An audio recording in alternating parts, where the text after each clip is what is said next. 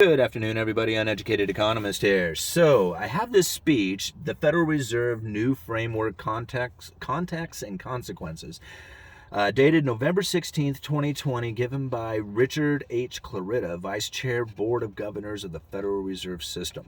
Very interesting speech talking about the average inflation rate that the Federal Reserve is going to take on as far as their targeting for inflation.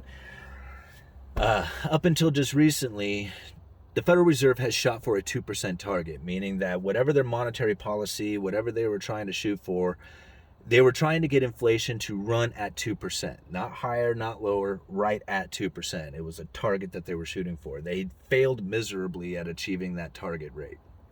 They got to it a couple of times, but for the most part, inflation has run under the 2% for the last 10 years. Now, I know you guys are going to want to argue about how inflation is running rampant and the Federal Reserve is just cooking the numbers or whatever you want. That's fine.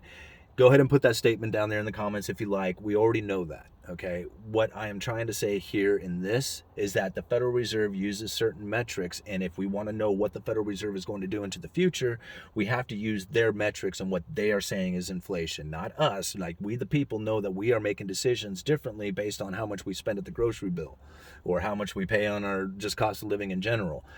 Our perception of inflation is far different from what the Federal Reserve is seeing and what they are going to do with their monetary policies. So let's just go ahead and let's kind of like separate the two ideas right away. There's inflation the way the Federal Reserve sees it, and then there's inflation the way we feel it. Very two different things. But going off of what the Federal Reserve says is inflation, and how are they going to deal with that? Because now going into the future, instead of shooting for that 2% target where they're like, whatever their monetary policy is, like if it starts running above 2%, they try and raise interest rates to bring that inflation rate down. Now they're going to shoot for a 2% average inflation.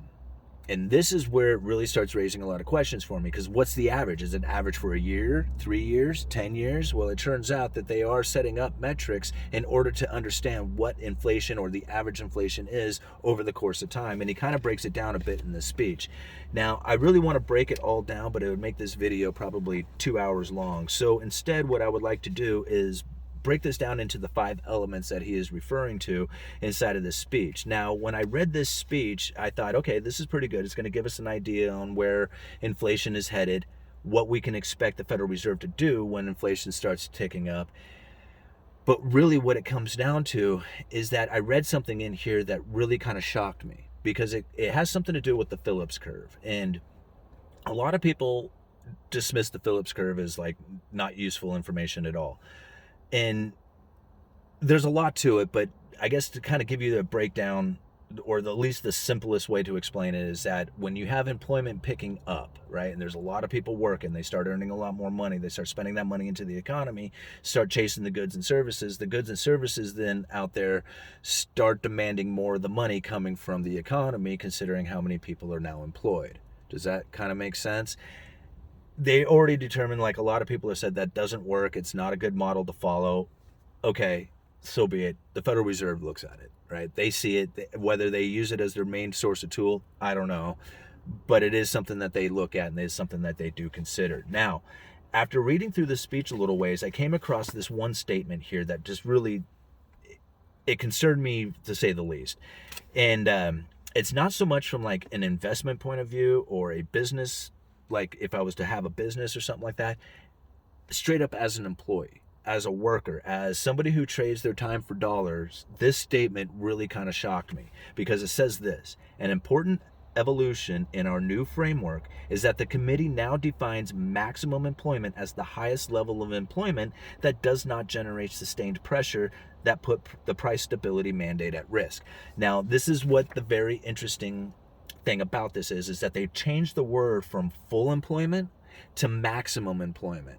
And now a lot of people will think about that and say, like, you know what, that's the same thing. It doesn't mean any difference. No, there is a huge difference between full employment and maximum employment, and they do not change their wording unless there is something meaningful behind it. And there must be when they say full to maximum. Now, I think about it for a second, and it was just like, okay, the glass is full. Like, you can only fill it up so much. The glass reaches a certain level, it's full, it doesn't take on any more. Maximum, meaning you can't put any more in. There's a limit. It's limited here. You see the difference in it? One of them was just like, no, you can't get any more in there. It just simply doesn't take on anymore. The other one is maxed out, meaning you cannot go beyond this level. Now think about that again and listen. An important evolution in our new framework is that the committee now defines maximum employment as the highest level of employment that does not generate sustained pressures that put the price stability mandate at risk. That means, cool, go ahead and have as many employment up until this, now we have too many employees, because we're going to start putting that price stability at risk. You see? Now, people would probably think about it the other way, saying like, employment coming down. Like, we don't want employment to go to this pretty level, to this low level, because it's going to start causing the prices to drop, right? If you look at it like with the Phillips curve kind of thought. But I see it quite the opposite way, where if prices start getting up too much, then you have too many employees and you need to start hacking your employees down. See, you can't have one without the other. I thought that was pretty interesting inside of this speech. Like I said, there is a lot in here. That was just one of the statements that I found in there that just kind of raised a little bit of an alarm bell for me. So I thought I would share that with you. Again, the 5 elements that they go through as far as dealing with the or at least understanding what the average inflation prices are going to be.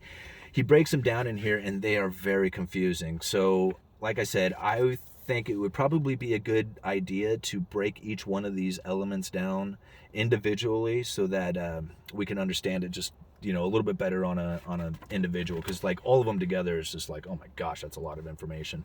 But just to kind of give you an idea, like the first one here, he says the committee expects to delay liftoff from the ELB until the PCE, the personal consumption expenditures, and the ELB, that's the effective lower bound. So the committee expects to delay liftoff from the effective lower bound until inflation has risen to a 2% on an annual basis and other complementary conditions consistent with achieving this goal on a sustained basis and to be discussed later are met. So they have like these ideas on where they want to have the tools and the structure set up to understand the average inflation going into the future. It's really kind of complicated. I really don't want to go too much deeper into it. I just wanted to give you an idea of what they're talking about inside of this speech. But that's ultimately it. And I just wanted to bring up that one statement, because since they've changed the wording around from full employment to maximum employment, I just kind of want to understand a little bit of what they are trying to anticipate coming from employment, since they are now like changed the wording around a lot. And I just found that statement to be very peculiar, to say the least. I'll just read it one more time for you guys. An important evolution in our new framework is that the committee now defines maximum employment as the highest level of employment that does not generate sustained pressures that put the price stability mandate at risk. Yeah, I mean, what I see out of that is just like, if you just, as long as you don't have so many employees that the prices start going out the roof, then everything will be cool. I don't know. Uneducated Economist, you guys let me know.